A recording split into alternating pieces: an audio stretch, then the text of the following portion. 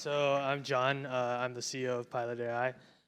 So what we do, we're a deep learning-based computer vision company with a focus on embedded devices. So our vision is to enable any camera anywhere to actively perceive its environment. So there's two important things here. One is active perception instead of passive recording. So that's basically computer vision. The other important thing is enabling any camera. So if you think of most cameras in the world, whether they're on drones or in IP cams, et cetera, they actually don't have a lot of computing power to back them up. So enabling computer vision on them is quite a challenge. So given that we're a computer vision company, how do we fit into the overall computer vision landscape? For 20-some years, most people did what's called traditional computer vision, which is essentially relying on human-engineered heuristics, like looking for circles that represent eyes, et cetera. So they're very simple to engineer, but not very robust.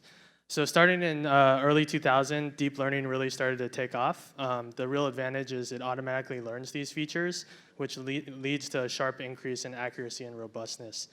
But the big problem there is typically they're computationally very intensive, running on large GPU and CPU clusters up in the cloud. And we think that really limits the applicability of this great technology. So what we wanted to do is see if we can reevaluate the algorithms and make them fit on embedded devices. So things smaller than a cell phone, things like IP cameras and GoPros. And what we want to do is actually run them on embedded devices without the need for extra specialized hardware like custom ASICs or specialized FPGAs. So that's our value proposition, which is deep learning-based computer vision to solve real problems with very limited computational power. So here's a demo application that we built, which is a drone following me on a bike.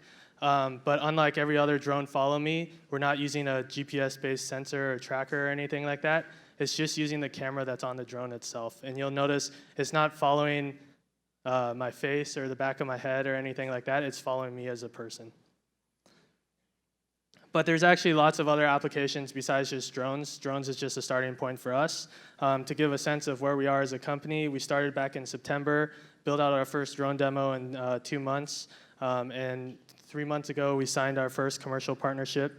It's an $8 million software licensing agreement with a large public consumer electronics company. We just closed our Series A. The goal of the Series A is to take us in the next year to build out a couple more demo applications beyond just drones, because that will help us sell. And that will take us to a year from now when we'll start doing more outbound BD.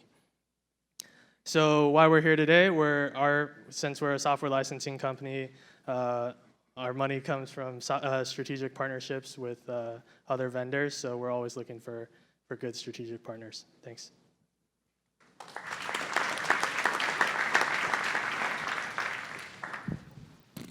Two questions. This is really cool, by the way. I've seen your video before. What kind of processing power do you need to process all the optical data that you're gathering? So it really depends on the application. So for things like security, where it doesn't have to be real time, we can do something like on an ARM v6, like a Raspberry Pi. For a drone, we use an Ambarella A9, which is a dual-core 500 megahertz chip. We only use one core of that. Okay. And so the drone that you built, I mean, the latest generation of the DJI Phantom 4 has a follow me feature as well using optics. How do you compare with their solution? I don't want to say too much, but basically, one of the drone companies that was competing for the exclusive deal was DJI. So.